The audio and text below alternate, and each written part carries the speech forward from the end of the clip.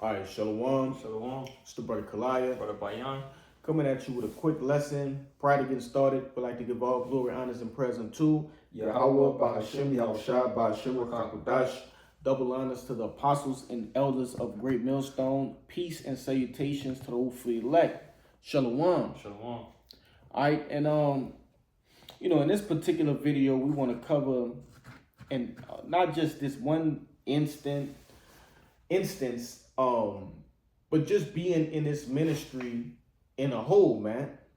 All right, we have to count the cost and understand that there is danger that comes with being a prophet.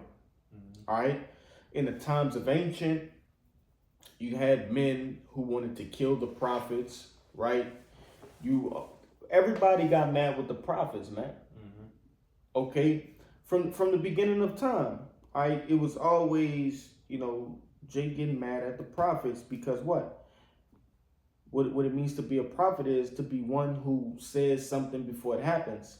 Okay, and scriptures tell you that the heart of a man, he might think it to be all right, and Salakia from butchering it, but nevertheless, Jay think in his heart that he's right. All right, but it's really the Lord that orders a man's steps. Okay, it's really the Lord who guides a man in his way. So nevertheless, I just wanted to kind of touch on the subject with the brother who ran into that situation with that Edomite that pulled out a firearm, man. All right, and following that particular situation, our camp down here in GMS New Orleans, we had basically a brief discussion prior to our camp, prior to our main camp last Saturday, and we were just going over different things that you men and you women who believe on the truth, all right, that believe in Yahweh Hashem Yahushua in the words that are proceeding from the mouths of the prophets, need to understand that there is that danger factor, which is increasing, not slowly, but it's like greatly increasing as the times get closer and closer to what? To the end, man. You see? But start me out with that Proverbs, This is the book of Proverbs, chapter 22, verse 3. It says, "A prudent man foreseeth the evil and hideth himself, but the simple pass on and are punished." All right, and when you go into our whole little debacle here in New Orleans, we've changed locations. I'm not sure if you brothers and sisters follow the main camp page or things of that nature, but we've been jumping around, man. All right, ever since New Year's, so-called New Year's Eve, we've been moving around, basically being that prudent man, all right, foreseeing the evil. We understand the narrative that come with the things in which we speak, in which we believe on. So we got out of the way, man. All right, this thing of ours is hated by the rest of the earth. We're the only ones that truly believe in sincerity and in truth. Okay, the things in which we're speaking. These other nations, these other people who believe in something similar, right? They don't truly believe. There will be something that rubs their feathers the wrong way. All right, and naturally, you have to understand that there will be some turmoil there. Yeah. So, brothers, you have to be circumspect in your daily lives. All right, not just when you out at camp. All right, which that particular situation was a very good example on why Jake should be aware while you're at camp. Okay, that was the most extreme situation you can be put in. Yeah. Shit, we down here in the so-called Big Easy. Shit, me and you, we know what the fuck be going on down here, man. Right. We've seen over these small this small amount of time that we've been here, the things that could and couldn't happen. We've seen those things with our very own eyes, but that was the fullest extent of what could actually happen while you're out there preaching on the highways and byways. You had something? Yep, got a piece of. You got it. It's the book of St. John, chapter 15. Yep. And 18. Red letters, Yahweh Shah speaking. It says, "If the world hates you, ye know that it hated me before it hated you. If ye were of the world would love his own, but because ye are not of the world, but I have chosen you out of the world, therefore the world hated you. Remember the word that I said unto you, the servant is not greater than his Lord. If they have persecuted me, they will also persecute you. If they have kept my saying, they will keep yours also. But all these things will they do unto you for my name's sake, because they know not him that sent me." All right. And just as the brother was going into, being circumspect, with niggas or, just people in the world that don't know Yahweh Bashim Yahweh Shai. That's right. So everything that's coming out of the scriptures, is going to rub them wrong in all type of ways. All right. Which is ultimately just going to rev up demons and could lead to combat, as we saw, in that video, but, the Lord was obviously on that brother's side, because things could have definitely went worse. All it takes is one pull of a trigger and one bullet to do the job. That's right. But again, bring that out just to say, you have to be circumspect, because that people hate this word, man. So people hate Yahweh Bashim Yahweh Shai. All right? Just like as the brothers go into, it's not just one anti-Christ. All right? It's many anti-Christ. There's many people that's against Yahweh Bashim Yahweh Shai. But you got it, bro. Nah, and and that's why we have to be vigilant. When we're out there on the highways and byways, we have to be always watching and things of that nature, because you never know what spirit a man is coming in. Mm-hmm. We have to be we have to use discernment. Scriptures tell you, once you start to intermingle with wisdom, discernment, you start to get well versed with discernment. And I don't know if you watched that not the full video, but the full length of the interaction with that guy. A good bit of it. I'm not gonna say the whole entire thing. So what that brother did was a very good example of how to discern a spirit. When that guy approached him, he knew based off his body language, the questions he asked, the look in his eyes, right, in his ultimately his aura that he came in. He knew he wasn't coming genuinely. He wasn't coming seeking the knowledge, wisdom, and understanding of Yahweh Bashim Yahweh Shai, and he perceived that. Right, and he dealt with him accordingly to that. Now, I'm pretty sure the brother did not know he had a fucking weapon, right? As though we don't know. But nevertheless, he read the room, he read that guy, and he dealt with that situation accordingly. And a quick disclaimer, we do not promote violence, all right? We don't promote violence, we don't promote the use of weapons and things of that nature. But nevertheless, hey, that brother defended himself as he should have, man. He beat the fuck out of that dude. As he was supposed to, man. And those of you who haven't seen the video, I would advise to go watch it. It is very educational to get you to understand what you signed up for when you came and signed this contract in blood, man. Through your Yahweh Bashim Yahweh Shai. If I could just back you up too. You got it. Also just landbacking on what you said. Again, brothers not saying in no type of meaning to go out and look for some type of combat. Right. We don't look for combat. That's plain and simple. You got these other camps and stuff that may come out there, which I remember old videos, they out there with their ARs and stuff like weapons, that. handguns, knives, brass knuckles. I've seen it all on camera. Inviting those type of demons in. Right. Because that all it takes is one Edomite to see, like, oh, I got a bigger gun than that. I bet you I could take you. Do me a favor and bring out Romans 13 and 4. Just to, back up what you saying, man. Mm-hmm. Because Jake don't understand, the weapon, all right, is this devil's power. This is superpower. You see? You said 13 and 4? Yeah.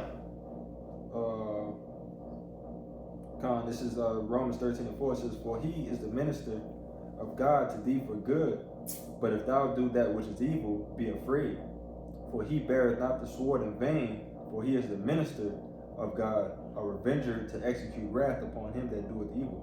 So, ultimately, when you think about it, man, these guys that's out there with weapons, right, which this was told to all of us prior to coming into the camp, we don't deal that way. Right. You see, we give our faith unto Yahweh by Ahchyam Yahushua to protect us, man. Right.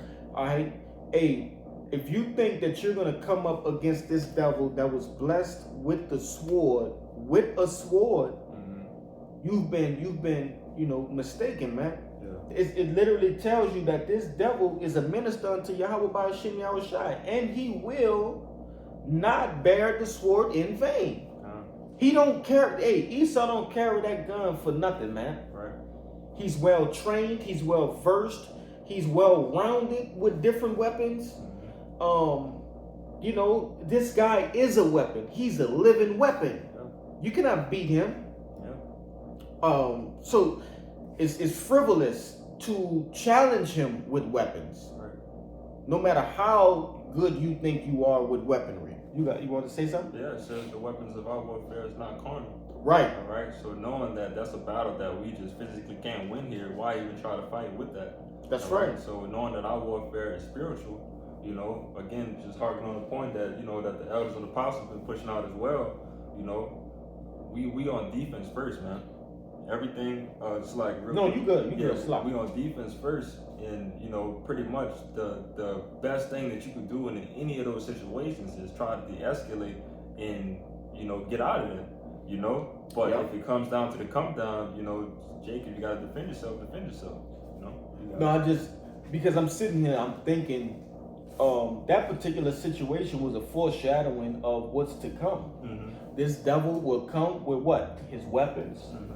His weapons of mass destruction, those ICBM nuclear missiles, different guns and different types of artillery we haven't seen or know about. And guess what? The Lord is going to make us weapons. Right. Yeah. It literally, I'm sitting here analyzing what had happened, and the Lord, allowed that brother, to do his business. And that's what's going to happen in the days to come, man. For Esau in a whole. This devil, he what? He was proud. He came out, he boasted, he showboated, right? But ultimately was taken down through the power and spirit of Yahweh by Ahchyam Yahushua. Yep. Like the brother said, we're on defense. It's not an offensive thing, man. Right. That offense is going to come, You said we fishers right now, but soon we're going to be turning to hunters. Beautiful. Do me a favor and grab Matthew 10 and 16. We'll get that out the way. This is the book of St. Matthew, chapter 10, verse 16. Red letters, Yahushua speaking. It says, "Behold, I send you forth as sheep in the midst of wolves. Be ye therefore wise as serpents and harmless as doves." So ultimately, being that prudent man, ultimately using that knowledge, wisdom, and understanding that we have gathered over the years from different brothers, right, different situations, and actually living this truth. Okay, because that's what it come down to. When you start to read the scriptures, it gives you scenarios of different situations, that men went through and how they got out of it, how they fell, right? What happened when they fell? How did they overcome it? We have to be, we have to embody this truth, right. Ultimately, man. I'm thinking about King David. When it said he had spittle upon his beard. All right, when he was brought in front of the king, man, he started spitting all over his beard. Acting, I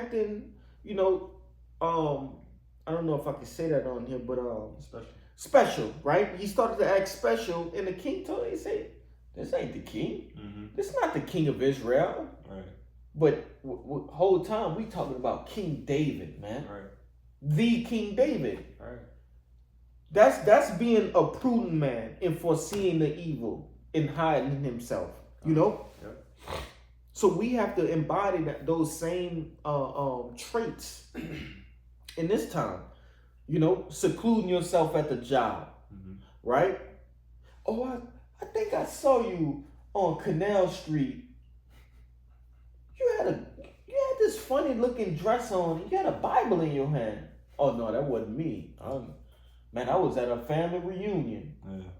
You know, I was at my son's football game. Well, you know, those are. It looked like, you know, I just got one of them faces. And see, and that's what it's going into. It says what? Be ye therefore wise as serpents, right? Being camouflage, okay? Blend in with your environment. Not saying be a nigga, right? But hey, you know, blend in. You ain't got to be Superman all the time. Yeah. When we first came in, what Jake told us, be Clark Kent. Yeah. Don't have your Superman chest out all the time. Right. You know, you got to start being Clark Kent. So, you know. Yeah, make you a target, man.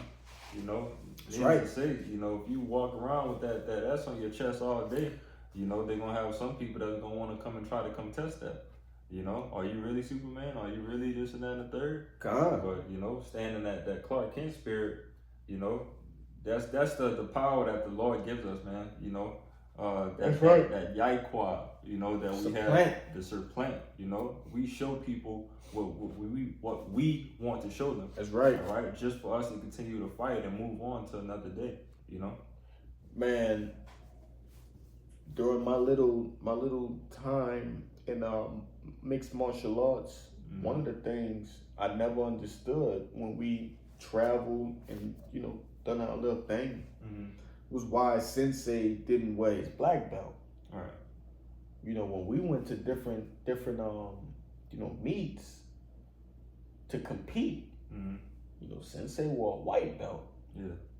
And you know, down the line, I never thought to ask him then, but down the line through, you know, meeting different brothers, as you know, we've spoken to different brothers and things of that nature. That was that, man. Right.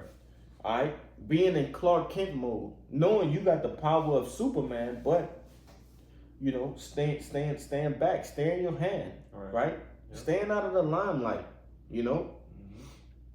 And ultimately, man, you know, because we're gonna be wrapping it up real soon. I'm gonna just we got it in the last video. I'm gonna grab this too, 1 Peter chapter 5 and 8.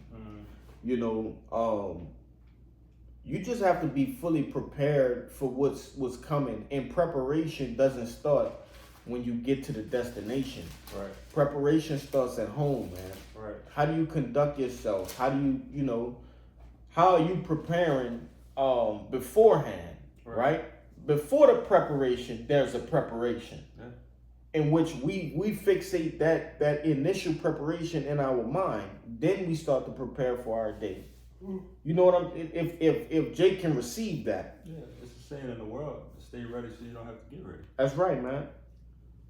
And that's what the elect have over 2/3 of the nation of Israel. They might prepare every day before they go to work, before they go to school, before they, you know, go out for their day. But we prepare in a whole different way. We prepare in our mind with this knowledge, wisdom, and understanding. You see? All right. That's the preparation before the preparation. Yep. You get it? But read that for me, about the shot. And if you have anything, we can bring it out. But this is what I got. This is the book of 1 Peter chapter 5. And yep. It says, "Be sober, be vigilant, because your adversary, the devil, as a roaring lion, walketh about, seeking whom he may devour."